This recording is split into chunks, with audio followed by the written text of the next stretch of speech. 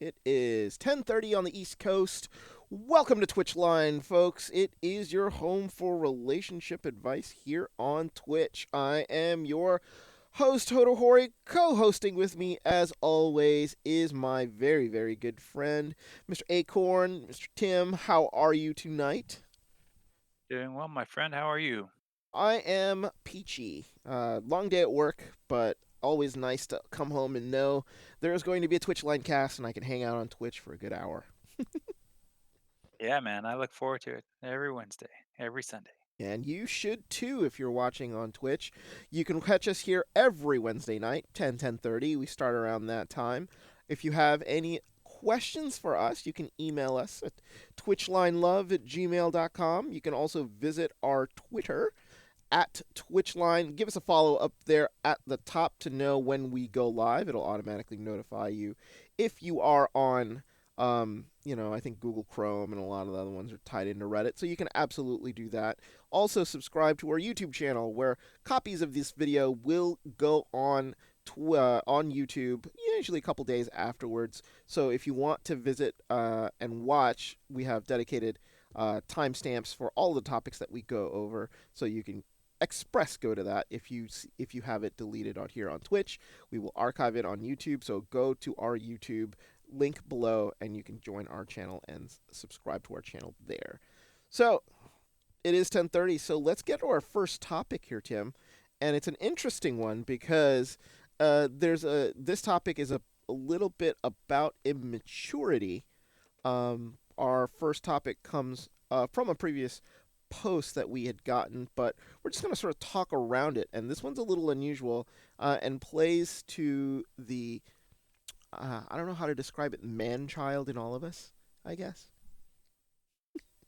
Yeah, I mean, it's about girl parts. So everyone who's shy and embarrassed right now, I'm sorry, but we are adults and there are boobs out there. So this is what we're going to be talking about. so this our redditor, and she's a female in her 20s, has a boyfriend also in his 20s, and she wrote in about being pretty upset that her boyfriend frequently comments on her boobs, and not just when they're out in full glory in front of him, but anytime and around anyone. She never really had an issue before. She didn't think they were a problem, but her boyfriend's repeated comments have been making her feel insecure and even angry at him. I believe she thinks that he thinks they're too small, and he's made comments along those lines. So some of his comments included things like that he wished that she were a bit taller, so that her boobs would be bigger. I don't exactly know how that works, but she's 5'9", and I guess he imagines that she were just larger in height, that everything else would grow with it. And then he thought, oh, maybe they should be bigger considering her butt size. So here's a two for one right there. He's commenting on her butt and her boobs. This guy's on a roll.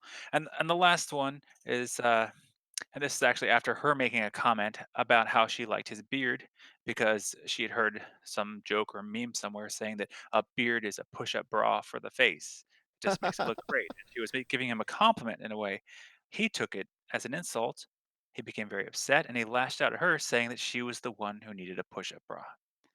So that's basically where we're at. She's looking for general advice on how to deal with kind of immature behavior and how she'd approach it. So yeah, see, Yeah, first thoughts. first thoughts, this guy's a scumbag. That's just first thoughts. Like, besides, like, listening to all of that stuff, the dude has no sense of, like, you know, politeness, I guess would be a word to use. It's not the right word I would just use, but, like, it's so immature. I mean, what are you doing? Like, commenting this way about your girlfriend. Now, every guy, you're a boob guy, you're a butt guy, whatever it is. Like, everybody has their little fantasies of what is perfect for everyone. Some like them really, really big, some like them really, really small, whatever it is. But it's one of those things in which a lot of the times you don't want to keep it to yourself. Or it's like funny when you talk, like locker room talk with your guy friends, okay? But never insult your girlfriend with that. It's sort of ridiculous. It's like if she asks, then maybe you answer. But even then, she's not going to really ask most of the time. She might make comments about how annoying they can be in certain situations. I know women have a tough time when it comes to exercise if their boobs are too big. Sports bras don't do the thing, and they might complain about that. I've heard, multiple women also wish their boobs were bigger. I mean, but it's coming from them. It's not the significant other actually commenting and sort of demeaning his girlfriend in a way. I mean, like it's I don't know. It's just something that you should never talk and say to your girlfriend because it is completely rude. At least to me. I mean, like you don't make fun of other people's defects. You might ask them about it, try to get information about trying to learn as to, what happened or whatever like that. But it's one of those things in which it's like you have to be polite, and there is no sort of sense of politeness here. And dude can't take it because she just made a comment about his beard, and he went off on her, and it was a comment that was supposed to be, little funny, little joking, but not in any way harmful, and he lashes out. No, no, not acceptable at all, at least in my opinion. Right. And there's one more element that I forgot to mention. He at some point even told her that he hopes that in the future she gets enhancement, like a boob job. So this guy's even going as far as to say, to meet my sexual desires, you should go under the knife. And the only time you should suggest that someone else gets surgery is never. This is ridiculous. I mean, this guy's supposed to be loving and supportive of his partner, and he's coming across like a child, and he's totally inconsiderate to her, if her self-esteem. She said that she doesn't have issues with her boob size, and now she might be developing issues with her boob size because of him. Mm-hmm. This can lead to resentment, possibly even a dangerous response. Some people, maybe not with boobs or something, but like you make enough comments about someone's appearance, sometimes they will do things to change it. This is how eating disorders come about. So this guy is really, he's going down the wrong path. And also, is this even something you have control over? Like, you like them big, you like them small. This doesn't matter. Your likes don't change the other person's physical appearance, right? If this was such an important thing for you, go out and find someone who meets your physical ideals and hope that they like you too. But if the person in front of you doesn't meet your perfect ideal, there's no reason to like point that out to them over and over again about something they can't change. So that's kind of ridiculous too. Yeah, it is ridiculous, and it's one of those things in which I just maybe don't think that he has any sort of tact. Like this full whole sort of why does it matter to you that much? I don't get it. I mean, I know that people like to fantasize and stuff, but to take it out on your girlfriend is just weird. And the fact that everybody, and he should know this, like, can end up having issues with their body because of comments from a loved one, constant comments from a loved one, not just like one-off comments or uh, random comments that sort of come about. I mean, this is one of those things that she's getting angry now that he's commenting on a constant basis about it in front of people also, which will be very embarrassing and sort of unnecessary. Uh, because you don't want to. Why would you be discussing it in front of mixed company? That is not something you want to discuss. Especially, it's not even your body part. For one thing, if you were having an issue with like a finger or something, and you were debating surgery, yeah, oh great. But you don't discuss about your girlfriend's boobs in front of your friends and wish that they were bigger. They're gonna look at him like, "What are you? What are you insane or something?" Maybe they haven't said anything to him because they're trying to Maybe be nice, maybe they're but just as immature as he is. could be. This is, I mean, it's one of those things in which dude needs to grow up. And the thing about it is like when when you get comments like that, you have a tendency to become insecure. And women are very prone to it. Men can also be very, very prone to it. The issue of constant bombardment about features is very, very problematic, especially when today's society has an emphasis on what beauty should be and what you should look like. And for women, they fall into this trap that they need to be perfect at all times. A lot of men feel very insecure about weight is a lot of the things that men usually will end up falling over. Height is another thing. Couple sometimes weight and height are not any height especially is not anything you can control. You can wear lifts in your shoes, but you can't make yourself physically taller without without any godly help. Weight you would need to exercise, but maybe you have a glandular condition that doesn't allow you to do so, and it's just something that you can't control. And I don't know. I don't think that she should stay with him for an extended period of time because this is going to end up being very problematic in the end, and I really don't know if this is a symptom of something else, honestly. Well, I think, I mean, what I'm feeling is if you want to make sure that are going to reduce the chance of seeing your partner naked again, say something like this to him. Like insult them, and then find out how quickly you're cut off sexually, because nobody wants to be abused like that, and then you know show it off. Sexual We don't strike might appreciate be it. might be the response that she needs. It's like no more, no more until this Well, stops. Also, is his body perfect? Is he insecure about any part of it? Like, honestly, dude, look in the mirror. Like, how would you feel if this conversation was directed at your little penis and she was making comments about that little guy?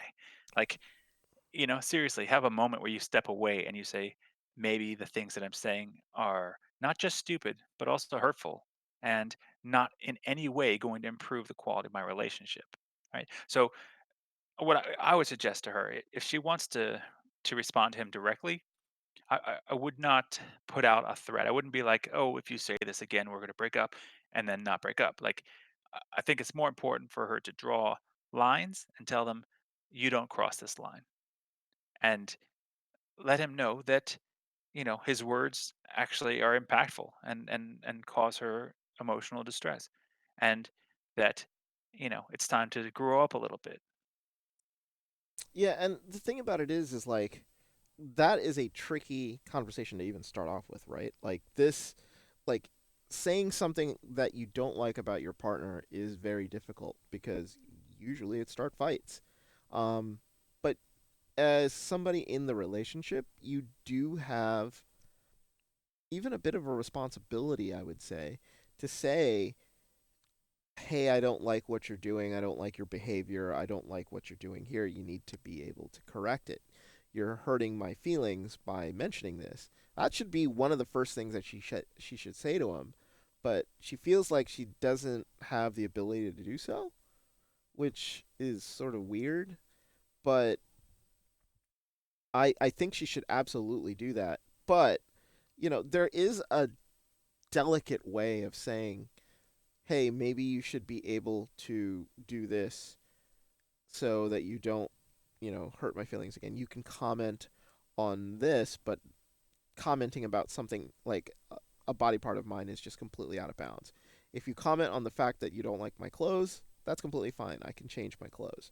If you comment on a body part of mine, that isn't okay. And that is just one of those things. Like, I don't know. But there's also other weird stuff. Like, if your significant other's getting like a little overweight, you there is really, it's like, is there a tactful way of basically saying, hey, honey, you're getting a little chubby? And this goes for men and women Yeah. because, men get overweight too. They, will get fat. And, it's unfair if your partner doesn't starting to like the way you look because you're getting a little fat. So it's a very difficult sort of thing to Yeah, talk there's about. there's a fine line between, you know, offering your partner advice on how to improve themselves and then stepping over that line into something more offensive. And so, like your comment, maybe you can talk to them about their clothes or something like that. Maybe, but honestly, like people identify them. Part of their identity is tied into how they express themselves out to the world, which is sometimes through clothes, makeup. Like unless this thing is causing relationship problems, I don't think that he needs to say anything. If you want to give someone a suggestion on something they can improve, you can have a conversation kind of around that and maybe ask the person themselves, is there something that you would want to improve about yourself? Or, uh, hey, I noticed you do this. Is there a reason for this? Uh, maybe make a soft suggestion there. But, you know, unless you're willing to have this person start picking you apart and telling you how to change yourself and expecting it in the relationship, it's just not going to be fair and it's not right. Yeah. So I'd say, just shut your mouth, dude. just just when you have these thoughts, just keep them in your brain. Okay, do your best. But I have a question for you, Z. Hmm. What do you think you can like? So here we're talking about being critical, right? Yeah. But when we're talking about someone else's body, are there things that you are allowed to compliment? And are Sure. you allowed to talk about? Or are these things just like off the menu? You just shouldn't be talking about them at all. Well, when you talk about the genitalia, it gets very, very complicated because people get embarrassed. It's not really something that you should really be talking about, honestly, because people can't help it, both men and women. But, you can comment on somebody's hair. It's like, oh, your hair looks really nice today. Oh, your eyes are always beautiful as always. I love the blue in them. It's fantastic to look at every day. Things like that. It's one of those things in which you just have to be very tactful. You can compliment things about a person. Like, you can compliment, and it can be something really subtle. Like, it's like you're holding hands with a girl, for example. This is just very basic. And, like, her hands are really soft and really nice feeling. You can compliment on that. It's like, oh, your hands are very, really soft and like comfortable. I love holding on to them. It's like, something sweet, something really Yeah. sort of like small, and something that maybe that they take pride in. Like, you take pride. She moisturizes all the time, so therefore her skin is going to be really, really nice. Stuff like that. You know that she takes care of it. Then therefore you can compliment on something of that. Makeup is another thing you had just mentioned. If she really, really like loves makeup and really loves taking pride in how she does her makeup, I mean, you compliment it, even if you don't know anything about makeup at all. It's like, oh, you look really, really nice today. Have you done something different with the eyeshadow or with the blush or whatever? How much, depending how much you know. And it's like, and those are little things that you can absolutely do. I mean, like, you don't need to go, hey, your boobs are sagging today. What's the deal with that when she's not wearing a bra? It's like, no, no, dude, you don't go there. Right. I would say if you're going to make a comment about someone's body, it's got to be positive. Yeah. I mean, if it's just an off the cuff comment, right? If you want to have a real conversation about like, hey man, your feet are getting pretty rough. I mean, I need to exfoliate them things. They're looking a little scary. Like you can do that in a certain kind of way in a certain time when it's not public and it's like, be kind Hmm. of kind about it. But like at no point in anyone's life are you just going to be like, "Hey, you've got a sturdy vagina." Like you're just not going to you're not going to put that out there because it doesn't need to happen. Yeah, Like, and tone is huge, right? Like, you can't, if you are saying it in a tone which is almost like condescending, then it's not. Don't even say it. Like, if a perfect example in a relationship that I had is, it was, I guess we had slept in a little bit. I had already gotten dressed, but she was slower to get dressed, and she comes out of the bedroom and she was like, it's like, hey, how you doing? It's like, I'm already dressed, getting ready to go. It's like, oh, somebody's taking effort into me leaving, and she just gives me this look. It's like, I'm joking. It's like, you had a long night. And it's like, and she was just wearing like a ratty sweatshirt and pants going to bed. I mean, you can joke with your partner about things like that, but you have to let them understand that it doesn't really mean anything. You have to, and the thing about it is you can't do it all the time, because if you do it all the time, then she's going to start to interpret it as not joking. You have right, to you can have give people limits. complexes, Yeah, you exactly. just be careful with your words and you know, and be kind. You would want the same treatment, right? Um And also, just know there are some people out there that don't respond with just feeling hurt, that they will lash out back at you, right? And it, there are a number of times I come across these posts on Reddit of guys that are really, really upset because of a comment that his girl said about the size of his penis. And, you know, I'm telling you, dudes, yours probably wasn't the biggest she ever had. I'm just going to put that out there. And You don't if you even don't want that thrown in your face, just keep your mouth shut. trust me. You don't even want to know that answer. You just don't. It's like that. There are just some certain taboo topics that you just don't want to talk about. That being one of them.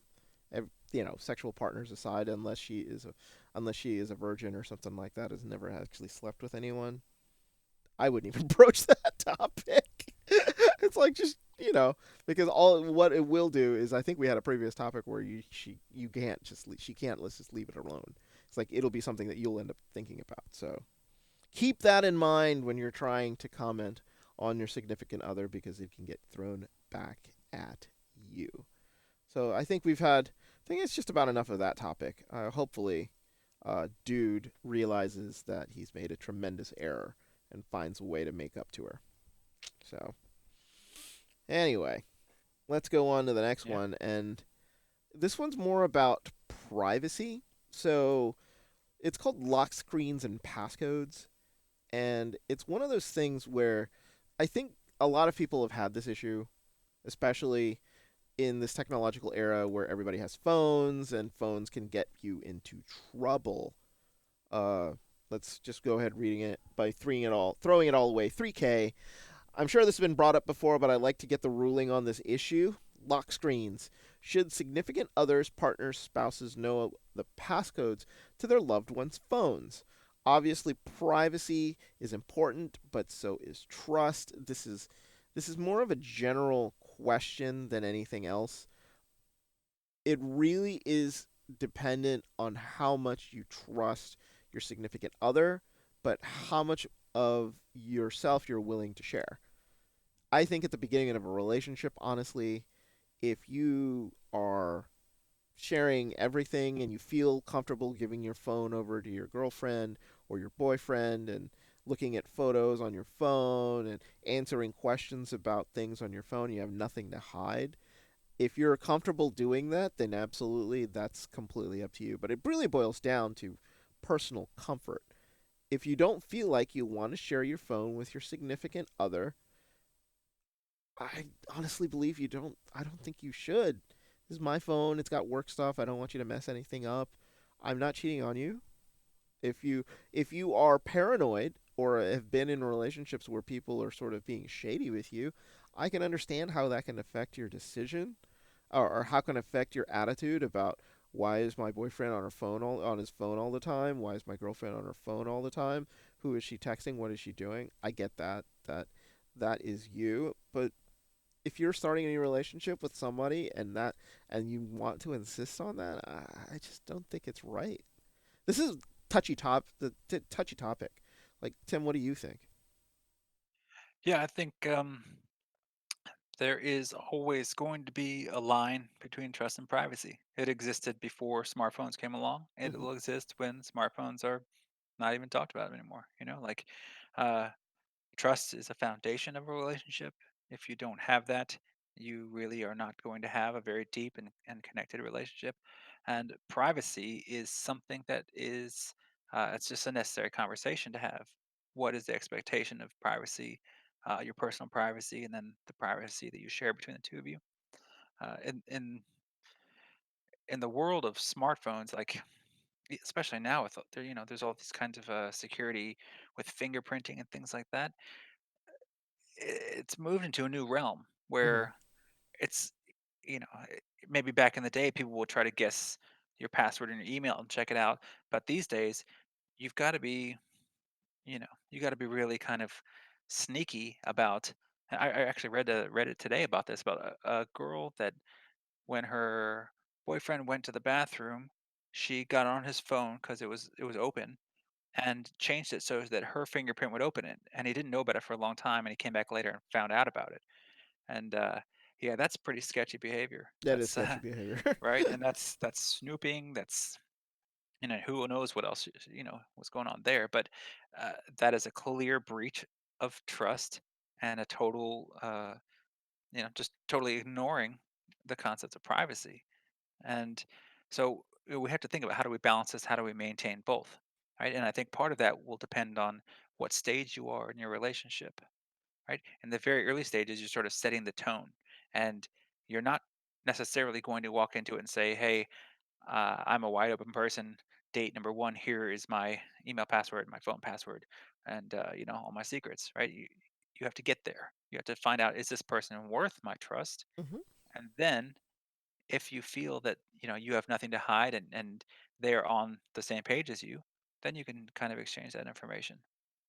But as you move on to more serious relationships, and even into marriage, then uh, you have to consider, you would hope by that time that you have nothing to hide, that you can trust this person, that they would go in to your phone and get whatever they needed and not go snooping around, and that even if they did go snooping around, it's not like they're going to find something that would blow up the relationship, right?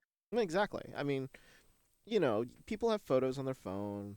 A lot of the times, it's what is used to cheat. A lot of the times, people who are very, what's the word for it? Snoopy, shall I say? Distrustful. Um, they will check text messages. They will try to figure out if there are any contacts in your phone that they don't know. They might even try to bring it up in conversation where your phone rang while you were in the bathroom and this person called. Who is this person? Oh, I should call that person back. That person was my boss. Oh, okay. But how would if she didn't call and found out that name? Like, what the hell happened? Why do you know this person? Why do you need to know who my contacts in my phone? For example, my phone is unlocked. Um, but it is primarily used for work. So there are contacts in my phone for people I sell to, who I clear music for, blah, blah, blah, a lot of stuff like that. And if I was dating somebody, she's going to not know 50% of the people that are listed on my phone. Does that mean I'm cheating on her? No. This is my business phone. You don't know all of my business contacts, a lot of whom are women. What would make you angry about all of that stuff? I mean, would you need me to label everything? Business, business, personal business. No. It's crazy. This also brings up the larger topic though. Is it okay to keep secrets from your partner? Because lock screens and passcodes sort of shut away the there's a part of your life on your phone that you're not sharing with your significant other. The larger issue of it is trust, but that sort of issue of, is it okay to not tell stuff about yourself to your partner no matter the level of relationship, be it marriage, serious relationship, or beginning? That is a it's a question that people struggle with. Are you an open book to your married wife, or do you even keep secrets from her? People Yeah, struggle with that. yeah, it's again, that's something to be negotiated. I Hmm. mean, I think it is absolutely necessary for people to have boundaries set and to have their own personal and private things. Secrets, I mean, it depends how you define secrets, but should you have things that you haven't told your spouse or your boyfriend or your girlfriend, whatever? Yes. You're human. You don't need to have every single thought out displayed and out for debate, and uh, to be checked over. Uh, when you go to the bathroom, you close the door. They don't know what you're doing in there, but you know what? They're going to trust that you're in there doing what you need to do, not necessarily something scandalous, right? Yeah. But here's the problem with all this: people are not careful with each other. People do really crappy things to each other. They hurt each other. They create damage, and damaged people go forward into other relationships, and they carry those fears and reservations with them. So a lot of times, someone who is snooping in your phone has been cheated on before, Mm. or they've witnessed this kind of behavior from their parents or their friends or something like that, that they've heard enough stories that this is how people are, Me, I got married late, right? Hmm. Um, in my, mid 30s. I don't know if that's late anymore, but anyways, Not uh, 30s is late. Yeah, I mean, like so compared to when people get married. sure, why not? But when my wife, who was younger than me, uh, was introducing the idea to her parents, her mom told her to do a check to find out if I had another family, if I was previously married, if I had, this kind of stuff. She didn't think she needed to do that. She trusted me, and rightfully so. Pretty open with her. But her mom has been cheated on before, multiple times, and has been lied to in such a major way that she could not trust men and thought, hey, this is a mid 30s-year-old guy who hasn't, who's just showing up saying he's never been married. I don't trust that. Yeah, And that's just people carry on their damage and then put it into the other relationships. So you see a lot of it. yeah. And the thing about it is like that's a pretty good anecdote when it comes to trust. I personally has never have dealt with a partner who was very nosy or snoopy about my stuff, but I think the proper reaction to it is if you find out that it happens, you sort of sit down and you ask why. If you are in a situation where you discover that your significant other is looking through your phone and trying to find out sketchy things, even though there's nothing sketch, you have a sit down conversation and try to sort of figure out, say, hey, look, I saw you looking through my phone. I didn't give you permission to look through my phone. But are you worried that I'm doing something with another person? Or are you just curious? Because I would really like to know. I mean, did you have an issue in the past that you were cheated on? It can be a good conversation starter to where and how where you set boundaries to, because you can be really really honest with your significant other and say, hey, look, this is not okay with me, but I'm treating you like a person that I'm in a relationship with, so I gotta know. It's like, is this important to you or is it not?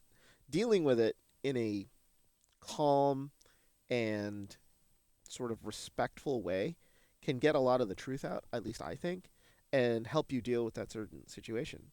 And it can hopefully be resolved in a nice way. But people don't like being called out on their snoopiness and nosiness. So it really will put somebody else on the opposite foot, I think. But it's something that if you discover, you need to talk about, because you're right. There has to be boundaries in every relationship, and this is one of those things. Also, if you have a reputation for being shady and somebody finds out about it and, you know, they are suspicious of you, that's on you. I mean, like if you've had a Right. history, if you've had a history and you're going into a relationship with someone and they know you've cheated on people before, if they're looking at your phone, that was brought on by your actions and not something that she's doing.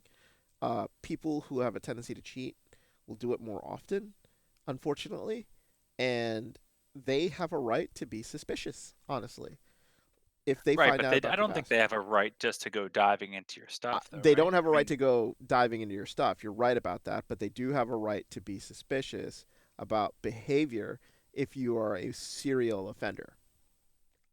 I believe that. I don't know if that is fair to them. Maybe they've changed, but behavior takes a while to sort of change, and it's just one of those things that maybe I'm quirky, but if I'm going into a relationship with a person and one of her friends was like, "Hey, thank you for dating Judy.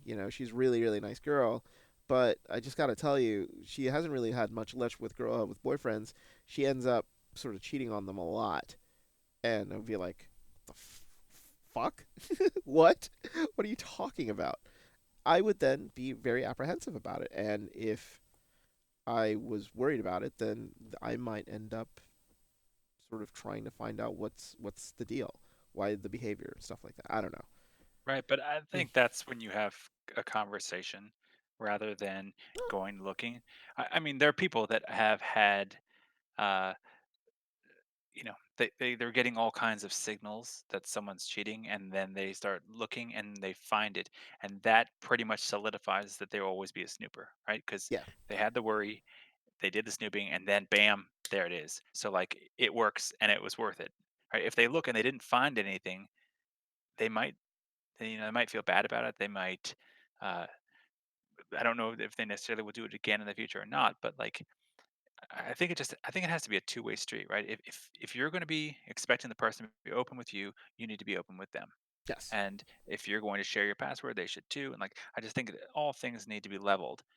And honestly, for me, this is only myself. I'm not telling anyone to do this stuff, but if I ever get to a place where I am really feeling this kind of jealousy and this kind of uh, distrust for another person, I'm going to be done with the relationship just on that alone, Hmm. because something must have crept its way into the relationship that has tainted it and or caused a rift. And I mean, of course, I'll talk to the person and try to figure things out first. But like, if it's just still there and continues on, it's just not the life I want to live. That's not the kind of uh, discomfort that I want to have on a day to day basis. And it's unnecessary. You don't need jealousy, does not need to be an emotion in your life. And living under the weight of what is this other person doing, and always wondering when they go out, who are they with? Is he talking to girls? What's this number in the phone? Uh, trying to peer over his shoulder to see what he's looking at on the phone. That kind of stuff just doesn't help you. It doesn't make you happy. So just don't do it. Just let it go. Yeah, yeah, and it's something easier said than done, unfortunately, because a lot of people have had traumatic instances with in relationships that have sort of ruined that ability to trust someone. But as I said, it is about equality. So if and I completely agree with you. If your partner is willing to share their password, then you should be also. If they're unwilling to sell to the password for any other reason, and you completely love them and trust them, okay. You don't have to share yours. But it's one of those things that it is a personal decision in the end between the two people. So, good luck to people out there who have to go through all of the situations that you do. But this is a typical part of setting up a relationship, right? Like these are conversations that you're going to end up having because everybody ends up on the couch watching TV. One person might be really into it. One person might be just sort of texting away, going on the net, trying to figure out, and you sort of are trying to figure out like, what are they doing? But most of the time, it's just going to be harmless web surfing. So yeah. True. True. All right, let's You go to the want next topic. Uh, this is an interesting one because it's a little bit more serious, and I think this is one that I want to say both of us have a little bit of relationship. Have a little bit of experience with, but this is a very interesting topic and it has very many dimensions, I think, because it can apply to people in different social situations. So let's take a look at this and Tim, why don't you get us started here with this? All right, cool. So this is from the Reddit dating Reddit, and it's by RedMoney5762. He asks, "What is more important, a good friendship or the chance of an actual relationship?" He says, "There's this girl that I'm pretty good friends with, and I often seem to find myself having a crush on her. I always find myself conflicted because I obviously want to ask her out and convince myself that I have a good chance of dating the person, but then never do because I'm afraid of the implications it could have if she didn't want to. Sure, she could say it's fine or whatever, but if she's not interested and knew I had actual non platonic feelings, I know that we would certainly drift apart, and that is something I really don't want to happen. We get along well, but I have no idea how well things would go if we actually dated. My question is, would it be worth to risk my current friendship to try and pursue a real relationship, knowing that it could potentially ruin everything?" That stuff. That's another one of these kind of things. It's a another fine line kind of situation, but it's a pretty common dilemma, and this is just comes down to the psychology of like risk versus reward, Hmm. and everyone personally would have to weigh the consequences, and based on your connection to this person, how long you've been friends, whether or not you think that these feelings keep coming back to you. You know, if you are just the kind of person that falls in love with all their friends, then perhaps this is not something you want to do. You don't want to blow that up. But if this one person keeps occurring to you as someone that's really important to you, then you have to listen to what your heart says, what your body says, and maybe test it out, see if there's enough on her side to indicate that you should move forward and you should give it a try. Uh, so he said a few things that were sort of not concerning, but anyways, they occurred to me as interesting. He says that he knows that they would drift apart if she rejected his advances. Hmm? And so I would say to him, be careful what you know, like what you think you know, because these things don't always work out that way. And, especially if you have a really well established relationship and friendship, if you put yourself out there and you say, hey, I have these feelings that I think go beyond friendship. Um, if the person actually cares about you and if you have that foundation of friendship, it won't necessarily lead to people drifting apart. So, I think that you could take a chance there. See, what do you think? Difficult because it's happened to me personally. I thought I had feelings for a friend of mine. They weren't actual feelings, but I sort of weighed the decision in my head. Should I consider asking her out, or should I just leave it be? I decided to leave it be in my particular situation, but that was sort of closer to now. Early on, when I was in college, there was another girl that I had, and I weighed this relationship question about. I risked and I lost, but she still stayed my friend. And it was one of those things in which you don't know till you try. And you were right about that aspect of what you think you don't necessarily know. This is one of those things in which you have to be prepared for the consequences that are going to happen, whether or not whether or not you think you know them or not. Awkwardness is going to always be one of them because when you're sort of laying your emotions out there, it's one thing. But you also have to make sure that your own emotions are real. So, you know, I often find myself having a crush on her. Could be just something like a crush. Could be just something that's like, wow, she's really cute. Oh man, I really like hanging out with her. Do I want to keep hanging out? Do I want to make her my girlfriend? Is this something I'm ready for? Definitely questions that you would have to ask yourself. But, I get the sort of hint that Ren Money 5762 is a little young, doesn't really know um, what to do in certain situations like this. Maybe it's never happened to him before, or is just one of those things in which he wants justification of actually trying. This is just one of those things in which I think you have to go through life and you have to sort of the uh, weigh the consequences. And you know what? If you're a riskier person, I say go for it. If you feel like I would rather have her in my life without any consequences, without you know harming in that in any way, then don't.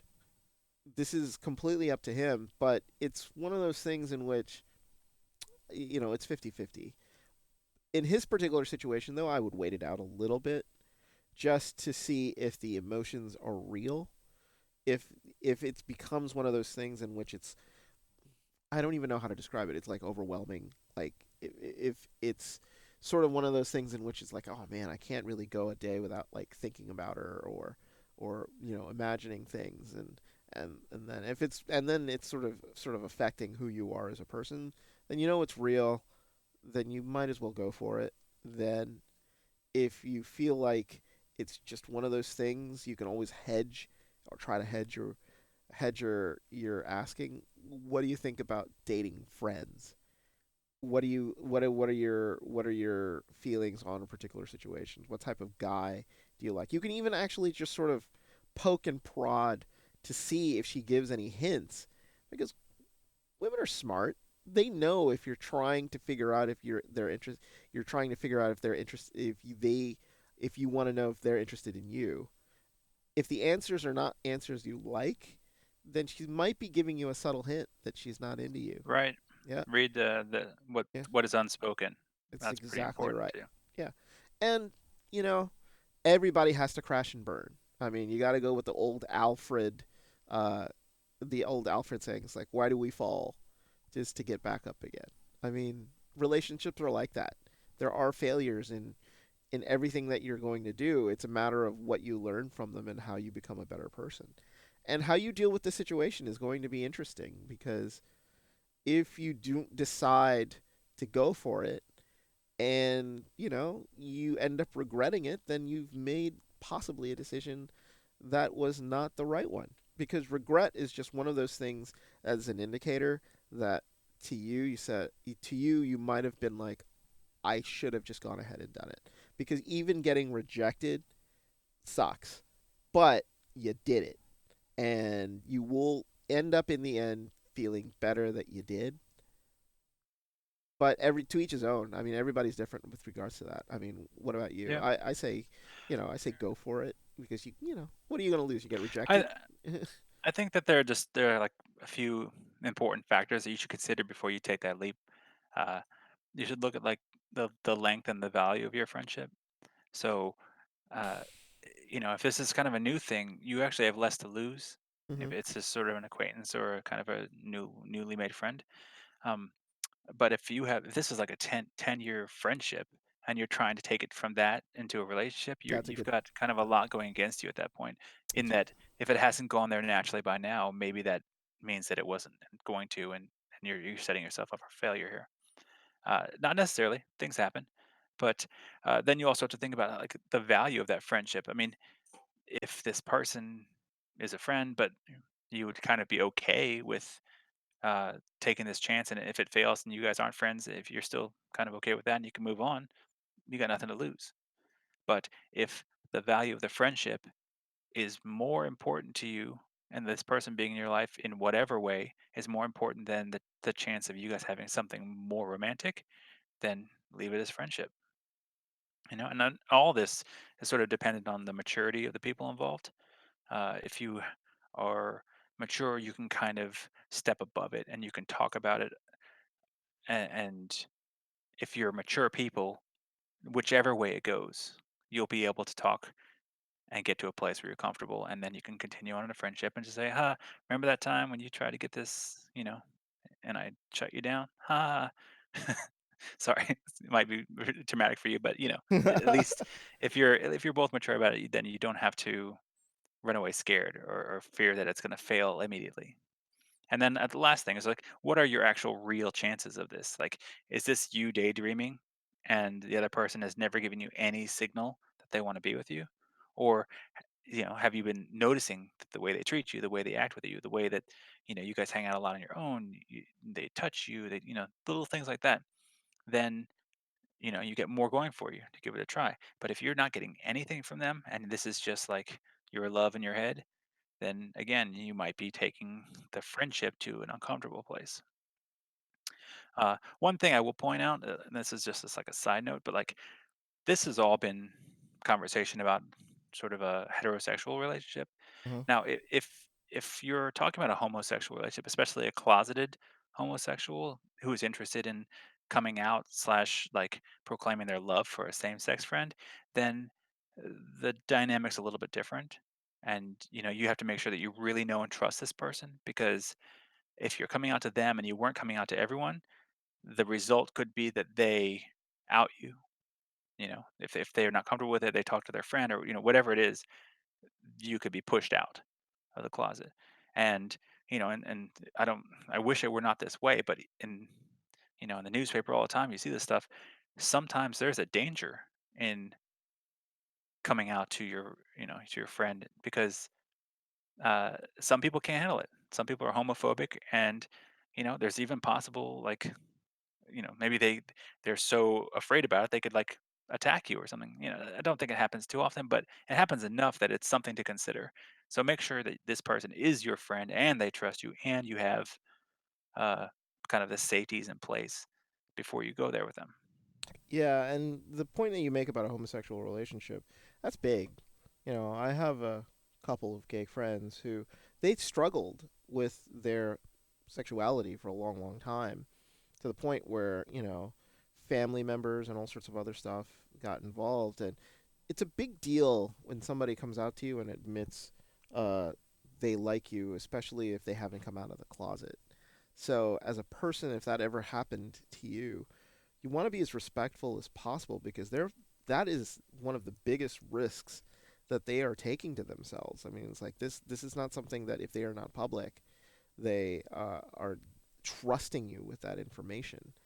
And if you're not interested, there is kind ways to sort of let them down. But you want to be sort of good with regards to letting them know that like this is something that you trusted them, they trusted you with, and you feel uh, sort of helpful and sort of rewarded by their trust when doing so. So it is an issue. So the other way too, and going back to our poster, in a way, it could end up if it does end up being good. I mean, she'll find that it's sort of nice. It's like, oh, I can't believe you told me. I've been trying to give you hints or something like that, and then you would want to get a sort of a great result out of it. That would be absolutely fantastic. But at the same time, that it is not necessarily certain. So in the end, my whole thing about the whole situation is that you risk what you're willing to risk.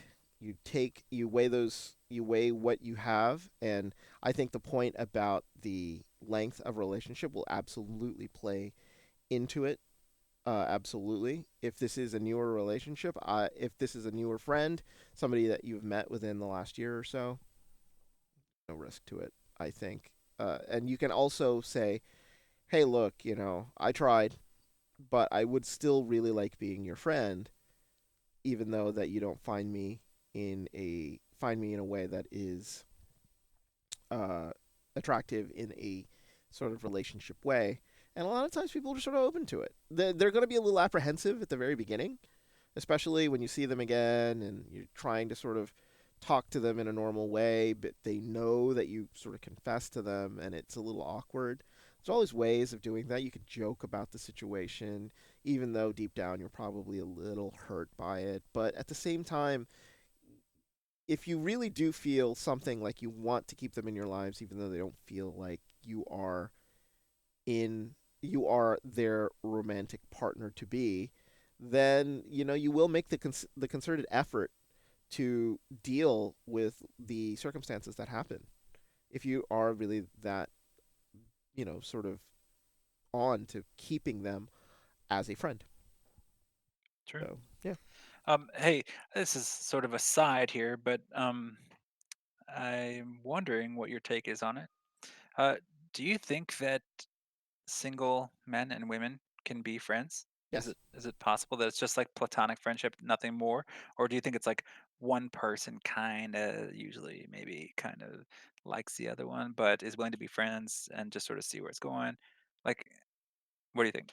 I say yes because I have one friend who I have absolutely zero uh, sexual feelings about, and it to a point where it's like, and I keep using my verbal crutch here, but I can't even imagine myself with this person. And it's not like this person is not attractive. It's that I've known this person forever, and that person is more like family than anything else. So me in a relationship with this person would sort of ugh me out. You know what I'm saying? I've known this person forever. So, but Yeah, this yeah. person feels the same way. Like, do I you would. think this person has any inkling of I have never. something more than friendship? I have never asked. This person is married, so I think that would be a terrible thing to ask. Well, Yeah, that's no, yeah, yeah, that's sort of. But I just yeah. said single male, Oh, single female, single or male, single that's what female. I'm. The point. Well, it doesn't have to be male or female. I just mean two single people of the same in like the same sexual direction. Yes, Like, absolutely. Yeah, why not? I think the whole yeah. stigma of the it's like can a guy and a girl who are single like be friends and not fall in love? Absolutely, they can. There is no reasoning for them they can't be just friends. It's one of those things I think that people always assume that if a guy and a girl are hanging out together all the time, that they should be married or they should be in a relationship. No, I don't believe that.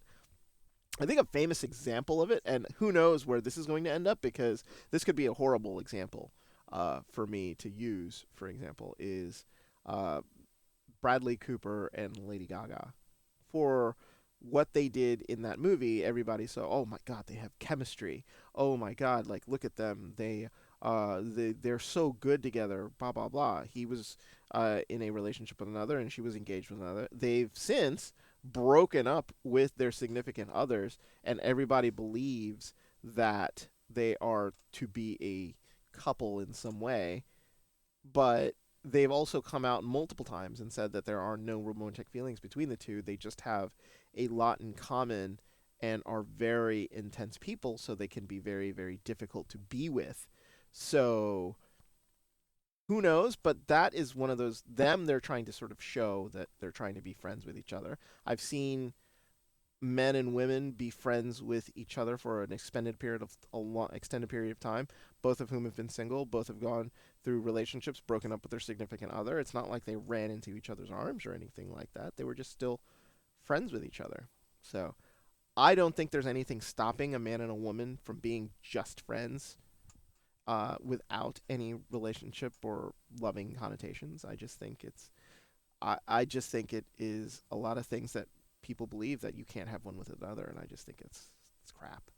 Well, I think that there's enough evidence in the face of it to say that maybe it's a problem for some people. Hmm. I think that to go to the Bradley Cooper thing, um, they they didn't, that's not the standard experience, right? The standard Hmm. experience is you're one person, that's the other, there's the other person, and you have a friendship, and it doesn't go to a place where you could explore something more unless you want it to, right?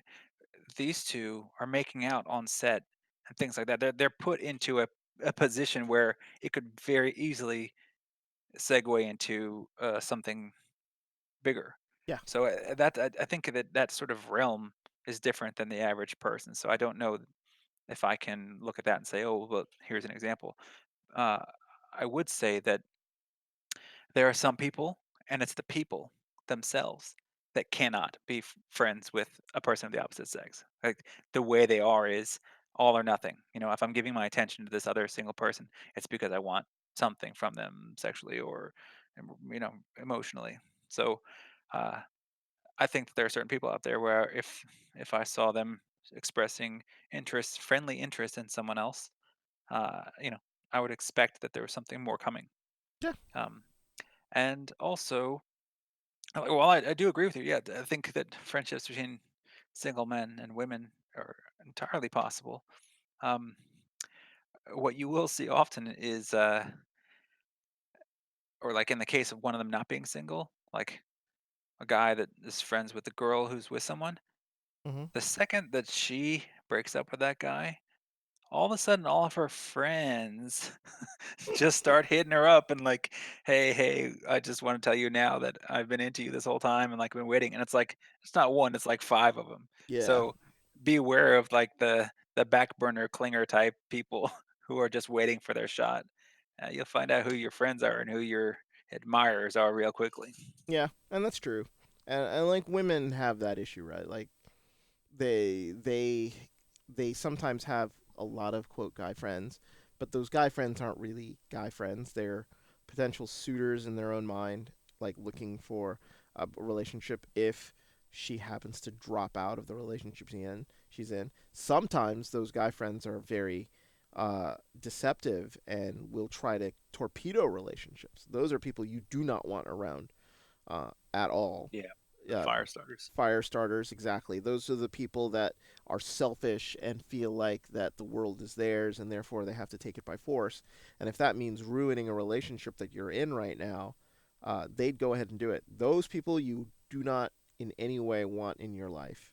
No matter if your relationship is good or bad, you do not want an external force sabotaging it on purpose. You have to let the relationship sort of progress on its own, and some person ruining it for you is just not the way that it's supposed to happen. But those are things that you sort of have to worry about, especially with having guy friends or even girlfriends. If you're a guy, having friends that are female who maybe really, really likes you in some way, sees that you have a girlfriend, does not approve of her, would rather date you instead, and tries to ruin the relationship. So it's like, ugh.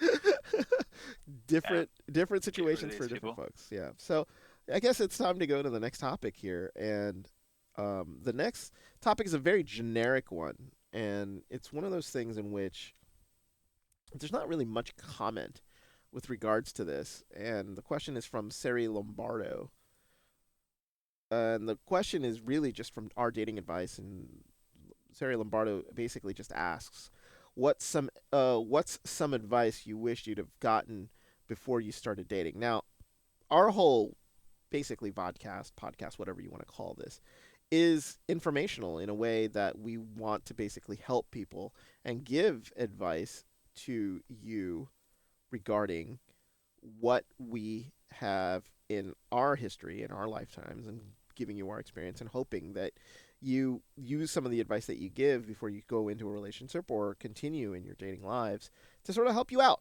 So, both myself and Acorn here have come up with three things that we wish that we would have known before we started relationships. And I'll show you mine here just to start off with because I like going first.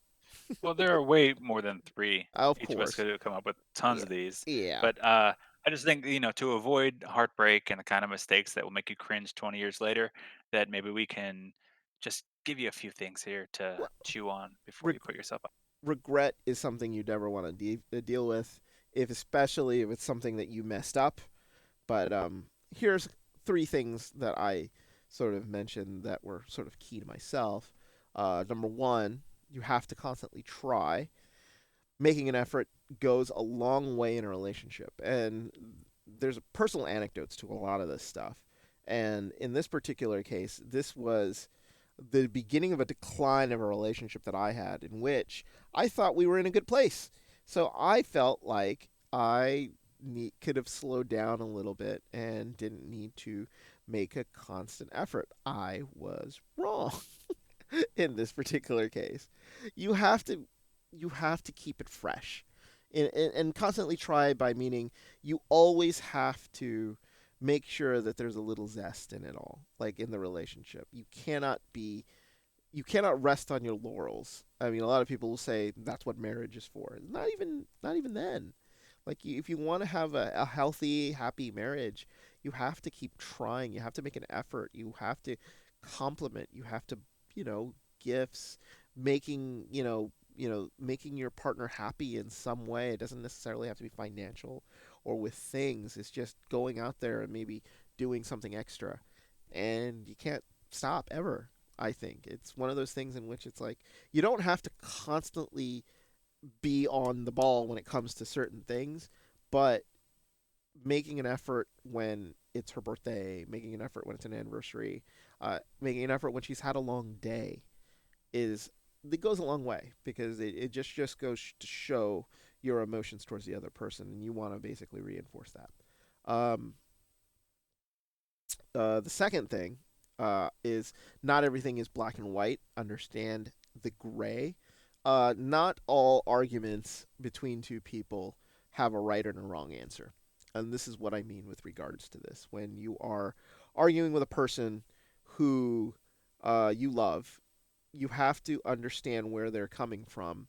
And you don't necessarily have to say that they are completely wrong about something because they have their own perspective on things. Now, when you're talking about cheating and other things, there are issues there. But if you're trying to understand why she did something with her nephew or cousin, or she's trying to understand why you didn't do something for your friend, and she thought that was mean. There's no black and white on that stuff. There's a reason why people do things, and you sort of have to understand where they're coming from. And being able to put yourself into their shoes and understand their mentality will help you understand your partner more. And that's my second. And the third, honesty is indeed the best policy, but tactfulness is definitely needed.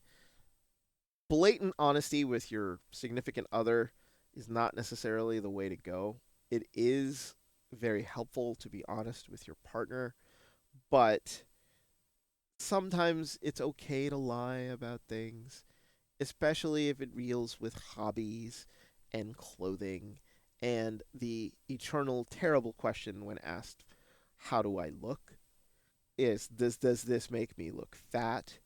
Like should, those are questions that you want to be as kind as possible because she's just looking for a little bit of reinforcement in those particular cases.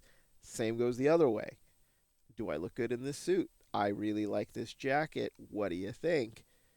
You want to be kind to the person. You want to be nice to your significant other. You want to be gentle in a way that, if you feel like there's a reason why that person needs to be told the truth, you say it in the nicest way and then you let them know why.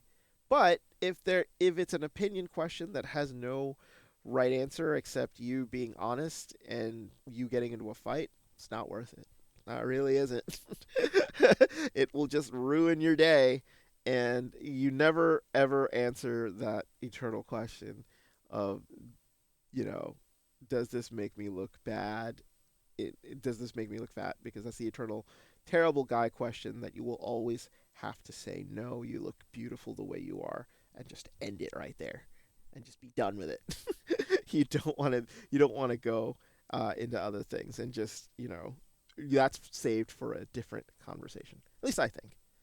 What about you? Well, like, what do you think of my three key things here, Tim? I mean, like, you have any issues with anything there that No, that you no, think? it's all good advice, and I think that these are something that you should not just consider in early part of a relationship, but like full on through into the later years of a relationship. Um, and a lot of them also are this is like even life advice. Mm-hmm. Like this is this is for work. This is for business relationships, that kind of stuff, uh, and how you treat other human beings. So I think it's good. Yeah. So just a little bit of knowledge from myself. Hopefully, anybody who sees that, take it to heart because those are definitely things that I've learned in my sort of long life that definitely you sort of have to take into account. I think the second one, especially in our political climate, there's a lot of people who are very one-sided or the other. I think you definitely have to listen to the other side, no matter if you're a D or an R or even a G for the Green Party. But I think you have to understand where they're coming from and sort of maybe empathize a little bit, but be stern and direct with your point.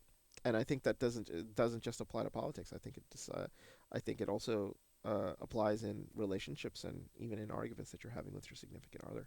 So as long as it's from the heart, it's honest, uh, and you're trying to sort of understand, I think it goes a long way, especially in arguments. But that's just me.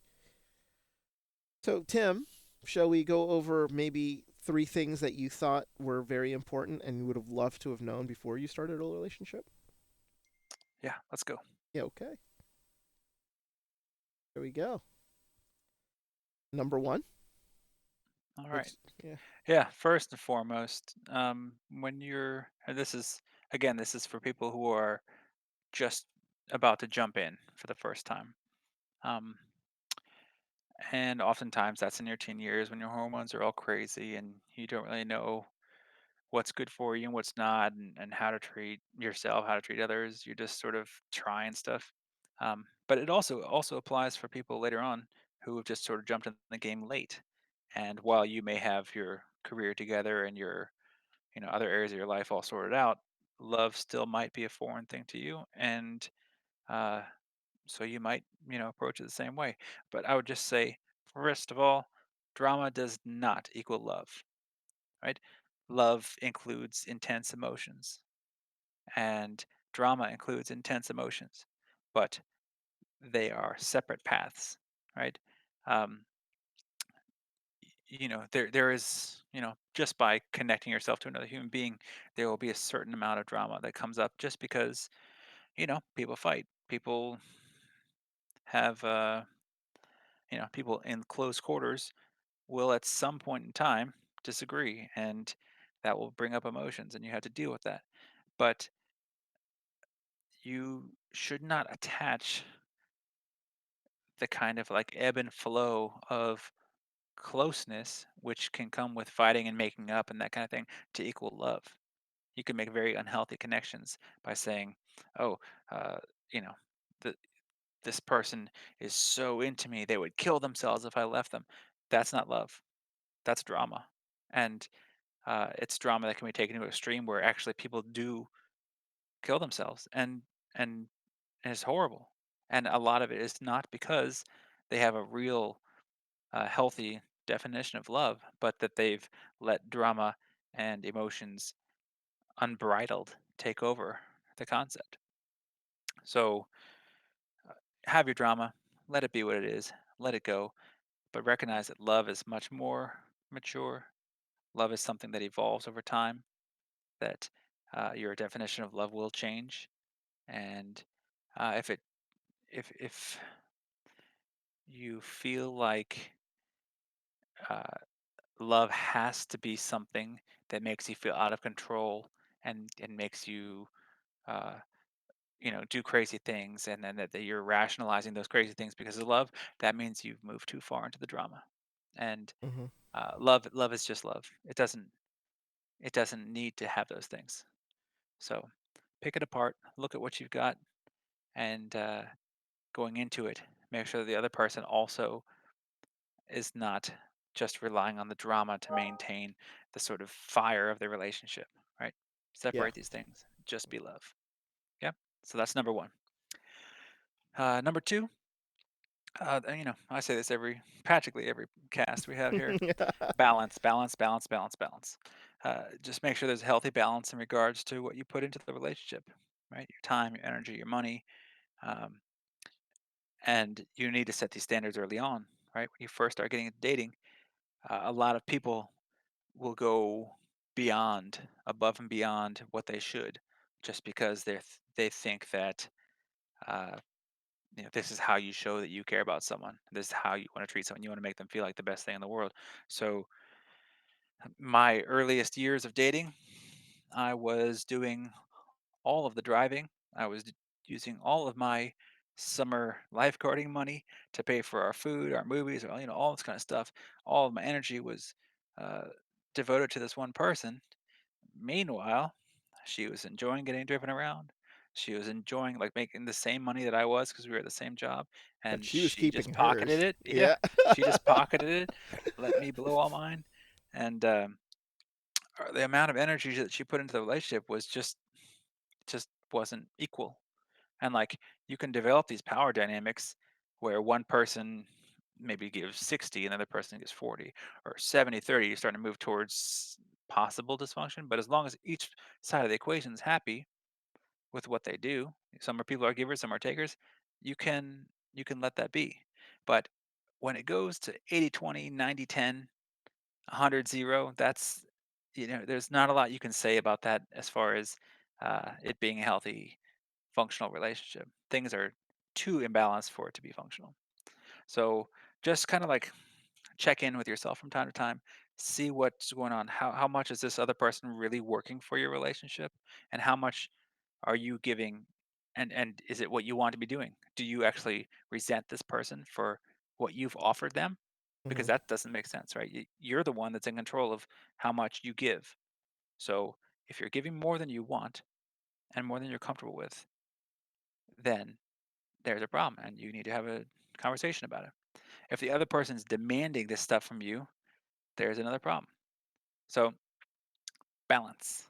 Talk with this person, make sure they're on the level with you, make sure that they also are interested in balance, and it will just flow naturally. That's number two, right? Number three, this one I might get a little blowback on, and I don't care. So I'm just gonna say it and whatever. Uh, I'm sorry, but your early relationships or practice, they are not your one true love. They are not your soulmate. And I mean, it is possible if you are the I don't know the tiniest percent of people that actually meet their lifelong partner and soulmate on like the first date or the first time out. Wow, man, write a book and then sell it, and you will you'll get some money for your super luck.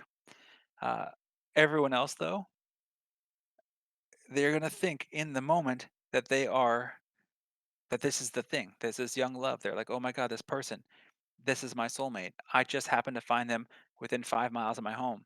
I just happened to meet them at school in this tiny little town. Like, it's not about magic and romance. It's about you being at the age and time and place to enter into dating and for you to connect with another person. And those feelings are just wild and crazy. But they're just that. Like, if it wasn't that person, if I had picked you up and dropped you off 500 miles away, it would have happened there. And you would have thought that person was your soulmate and that person was your one true love. But if you look around at all the people in the world, most of them didn't just settle on the first person they ever went on a date with. They didn't have one love. Maybe they fell in love when they were young. They called it puppy love or whatever. They had a couple of relationships out of that, and then eventually they found their love. So just recognize that, I guess. Don't put all your eggs in a basket before you even know how to hold a basket. Just just that was and like you're that. so drawn into it, right? You're just Yeah, so it's just so powerful. So it's really hard to avoid doing this, but if you can, keep measured, just see things for what they are, and know that if the thing doesn't work out, you still got a chance. You can still do it. that Okay, last one Z, is hard though, good. right? I mean, like when you are enthralled with the person that you're now going out with, it is really hard to think like straight a lot of the times. I mean, let's be honest. Your early relationships, my early relationships. The girl that we were with at the time, they were a large part of our world.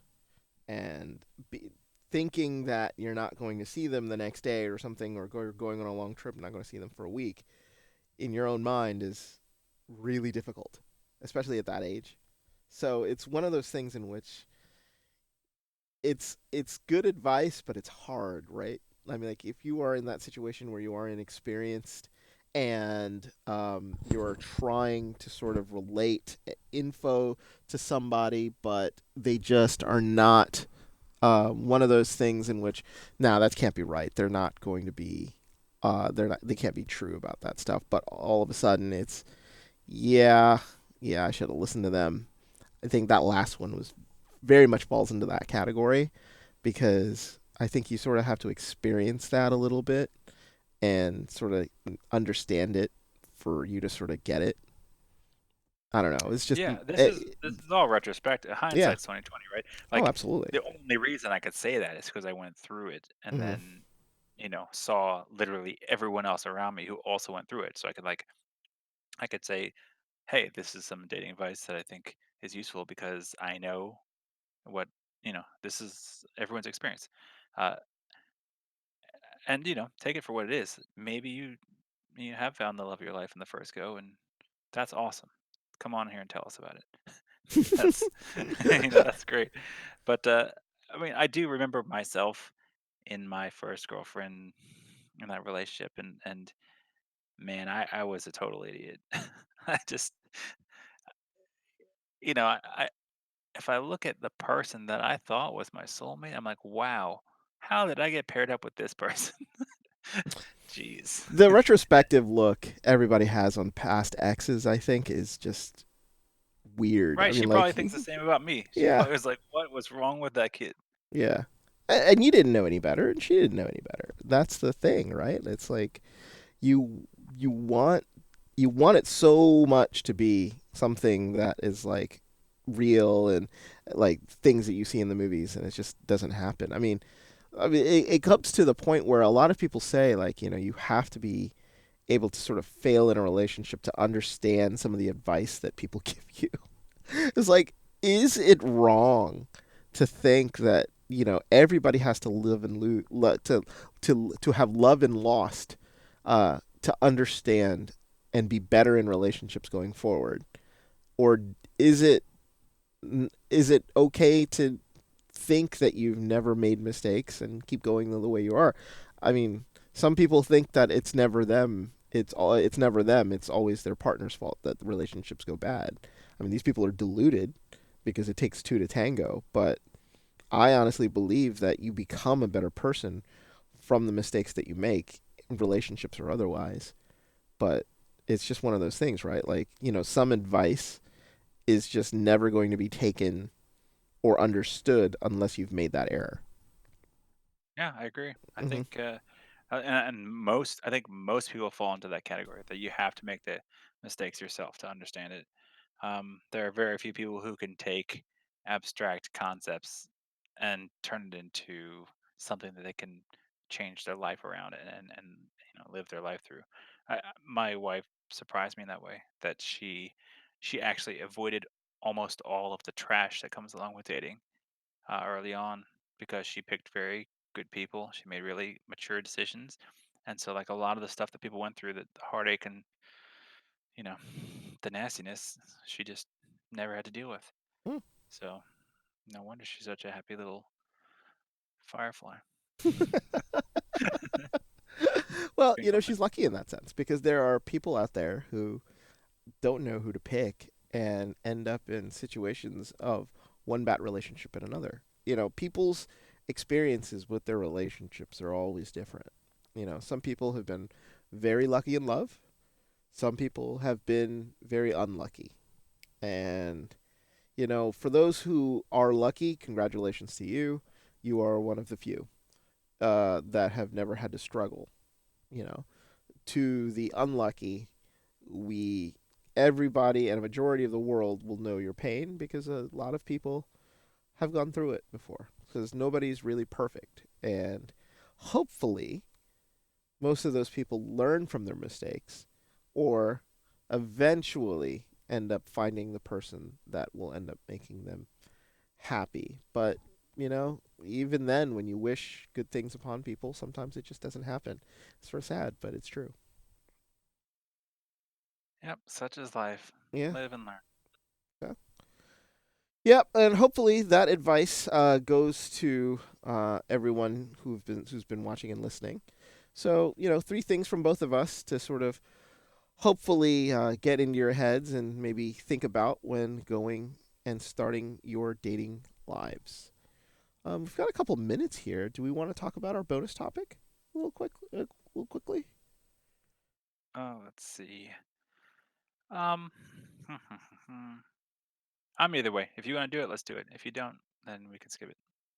I say let's go 5 minutes. I say Okay. this bonus topic is one of those things that I think we can actually just mention via experiences that we've had, especially with people that we've sort of dated and had been in a relationship with. But the bonus topic is, what are some things that a significant other has gotten you to do that you would have never done on your own? And what about the other way around? So personally, for me, this particular person, uh, as you know with my name, I'm a big anime person, very big anime person. It's been part of my life forever. It's my first ever cartoon was Macross slash Robotech, and I've been watching it ever since I've been 5 years old. So I love anime. It's one of those things that my girlfriend in college, we both really sort of, it bonded us because of the stuff that we would watch. Now, that doesn't necessarily mean that I like all aspects of the anime community. So when I flew to Dallas and cosplayed, it was my first time ever, but it was one of those things that she loved doing. She liked dressing up, doing all the things, and I just wanted to be a part of it. I wanted to be with her, and she wanted me to dress up along with it to be like a couple's costume. So I did. And, I didn't necessarily look the greatest in the world. I didn't think my costume was in any way good, but I did it because she wanted me to dress up. And I did it. And it was fun. you experience the whole thing. You meet people in the same costume that you are. It's really sort of a fun thing. But I've never really done it ever since. And even though I'm a big anime person, I'm just not a big cosplayer. So it's just one of those things that something that we sort of bonded on and enjoyed. That was great, but it's not something that I really liked. But the other way around is I had a car that was very nice that I used to like to race. And my significant other didn't like speed. So you try to get them to go to places where you can experience speed, go kart tracks, little things like that, and she found it very fun. So those were really things. She would have never gone to it herself. She drove like a granny, but on a go kart track, she was really cool. So it's just like stuff that you open yourself on. I think those were just two fun categories. The first one, especially, was something that was really when I was younger in college, and that was very interesting. I had a fun time. The trip was great. It was one of the earliest Acons in Dallas, Texas. I think it was like Acon 4 or 5 or something like that. They're in their 20s or maybe even 30s now. But it's just something I never had thought of doing, but girlfriend did it and had a good time anyway. So, but would I ever do it again? Probably not. How about you? Okay. Um, yeah. So I have spent, uh, I think, almost 11 years living outside of the United States of America, Mm-hmm. um, for work for the most part. And so I wouldn't say I was like against, or so I wouldn't say I was like the biggest world traveler. I went to places and then stayed there, you know. But my wife, when she was my girlfriend and then became my wife, she was working for uh, Etihad Airlines, and we could fly for 10% of the cost of a normal ticket. And so, while I had nothing really against traveling, she opened up a world to me where within the space of about 7 years, I added 25, 26 countries to my list of countries that I traveled and seen. And that for sure opened up my world and turned me into a real traveler. And of course I would have never done that on my own because I didn't have the ability to do that. But then on Mm-hmm. top of that, while traveling, we experienced so many different cultures and food and music and just different places, um, that it really it really kind of opened up a part of my mind that made me love to learn more about other cultures and learn more about other people and their ways and uh, history. I mean, all of it. So in general, I was open to some of these things, the things that I really liked already. But I went to countries that I never would have considered going to, just because we had a free weekend and cost $80 to go there. So it's really great. Um, and the other way around, I would say for her, when I met her, she barely knew how to do anything more than boil water. And so I taught her how to cook, how to handle a knife, how to, you know, grill, saute, just basically the basic. I mean, I'm not like a super chef or anything, but I taught her a number of the skills of a kitchen. And uh, she then took that and started getting into baking, getting into the cuisine of her people, which I ate a lot of and absolutely love. It was a contributing factor to the weight gain. So, so and I think this is actually very common in relationships and very common in, especially for people who spend overlapping time. Like when you're living in the same place, you're cohabitating, you kind of need to find things to do and you have to find ways to do it together. And it naturally occurs. People will just introduce them and pull them in, and it expands your idea of who you are in the world and how to interact with people. So it's great. Yeah, and you can turn it into a game, especially if you're in a relationship. This is a exercise that somebody told me about. One of my coworkers at work was that in order to keep from being bored in their relationship. They dedicate like a weekend a month to something random, which is actually, I thought that was just sort of cool. But how do you decide what you want to do? So what they have is like a suggestions bowl that both of them together have contributed uh, little things to, like, things that he really wants to do that she might not want to do, and things that she wants to do, really wants to do that he might not want to do. And then they have mutual things. So they agree on a couple of things that they would want, like, spend the day at, some wine place or a brewery or something like that. Go on tour, go spend time and hopping from winery to winery, or, go shopping, nothing. It's like stuff like that. And they pick a selection out of the bowl and they have to live with it. And it could be something that he likes, it could be something that she likes, it could be something that they both agreed on. But it adds a little bit of spice to it, because it could be something that they were just not in the mood to do.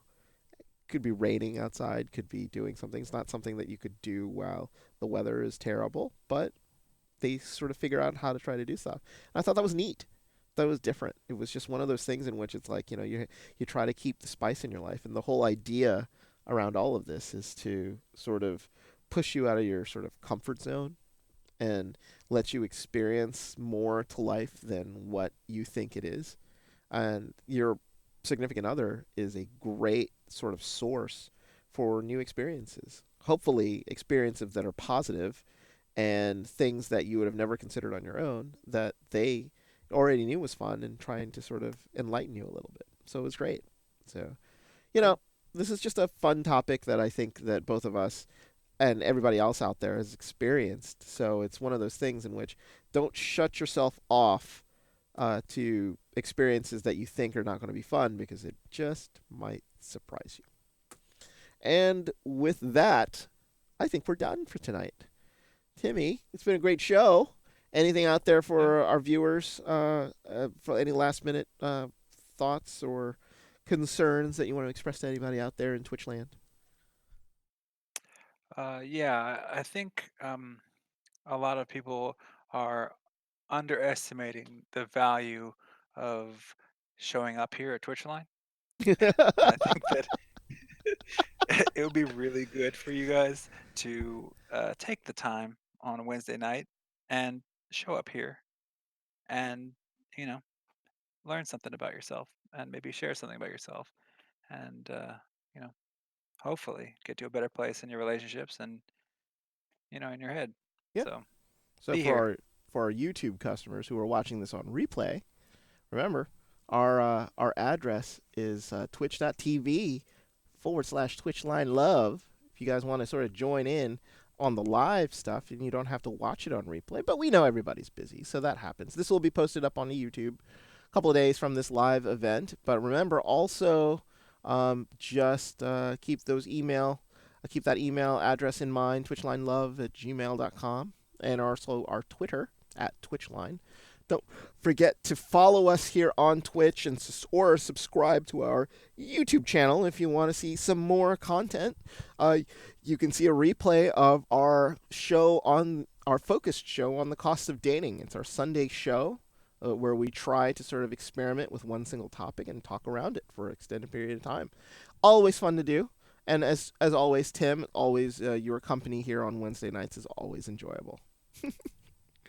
Yeah, man. Good times. Always fun. Always fun. All right, that's Let's gonna do it. do it again soon. Yes, we shall. Okay. We're gonna shut it down for the night. Thank you so much for joining us tonight, and hopefully we have been helpful and enlightened you on some things that could help your relationship. And until next Wednesday, we will see you later. Peace.